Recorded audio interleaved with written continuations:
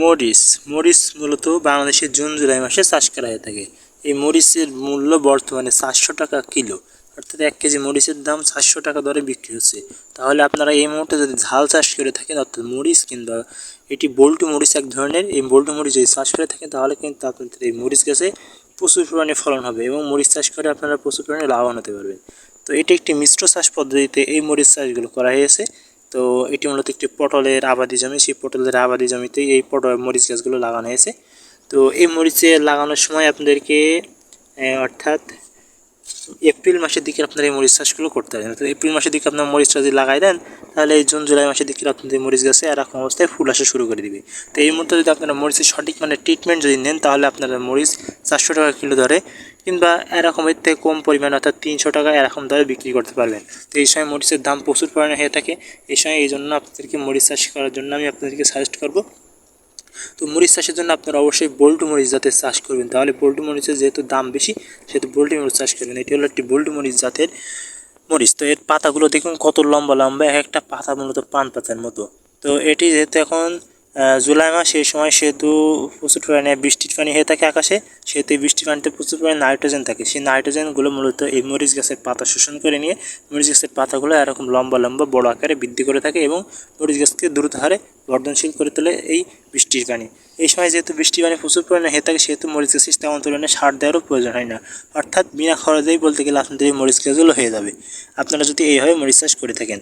দেখুন আপনাদের মরিচ চাষের জন্য জমি কোনো চাষ করা লাগছে না, তারপরে আপনাদের মরিচ গাছের চাষ করার জন্য কোনো সার প্রয়োগ করাও লাগছে না। অটোমেটিক্যালি আপনাদের মরিচ গাছগুলো এরকম বর্ধিত হারে হারে বেড়ে যাচ্ছে শুধুমাত্র আকাশে বৃষ্টির পানির কারণে। যেহেতু আকাশে বৃষ্টির পানিতে NO2 থাকে, অর্থাৎ নাইট্রোজেন। এই নাইট্রোজেন মূলত পুষ্টিগুণ সমৃদ্ধ একটি পানি। এই নাইট্রোজেন সার এই ঝাল গাছগুলো শুষে নিয়ে গাছকে সবুজ ও সতেজ করতে অত্যন্ত গুরুত্বপূর্ণ ভূমিকা পালন করে থাকে। তো আপনারা যদি মরিচ চাষ করে থাকেন তাহলে আপনারা অবশ্যই বুঝতে পারবেন যে এই মরিচ গাছটা না বৃষ্টির পানিতে কী হারে বেড়ে থাকে। এবং আপনাদেরকে মরিচ চাষের জন্য আমি সাজেস্ট করব অবশ্যই ভালো জাতের মরিচ চাষ করা। এবং আপনারা এইভাবে যে মিশ্র পদ্ধতিতে মরিচ চাষ করা হয়েছে ঝালের জমিতে, এভাবেও আপনারা চাষ করতে পারেন। এবং এই সময় মরিচ গাছে কিছু পোকার আক্রমণ হতে পারে আপনাদের, যেহেতু পোকার আক্রমণ ঠেকাতে হবে এই সময়। যেরকম লেদা পোকার আক্রমণ হয় এই সময়, লেদা পোকার জন্য আপনারা বাজারে যে ভার্টিমেক নামক কীটনাশক আছে সেই ভার্টিমেক নামক কীটনাশক এনে আপনারা স্প্রে করে দিতে পারেন। তাহলে কী হয়, এই যে পাতায় যে অনেক সময় পাতা খাওয়া রোগ হয় মরিচ গাছে, এই পাতাগুলো লেদা পোকার আক্রমণে অর্থাৎ চিংড়ি পোকার আক্রমণে পাতাগুলো খেয়ে যায়।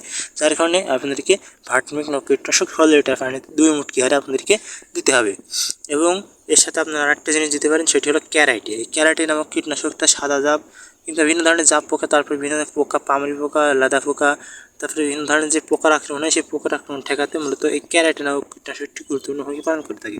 তো এই ক্যারাইটাটাও 100 মিলির একটি বোতলে মোট 2 মুটকি হারে 16 লিটার পানিতে দিয়ে আপনাদেরকে সুন্দরভাবে এই ঝালের জমিটা স্প্রে করে দিতে হবে। তাহলে আপনার ঝাল গাছটা সতেজ সবুজ এবং সমৃদ্ধ হারে দ্রুত হারে বৃদ্ধি পাতে থাকবে।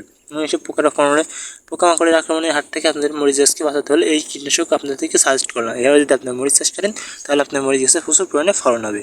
তো আজকের মতো আল্লাহ হাফেজ, দেখা হচ্ছে পরবর্তী কোনো ভিডিও। ধন্যবাদ সবাইকে।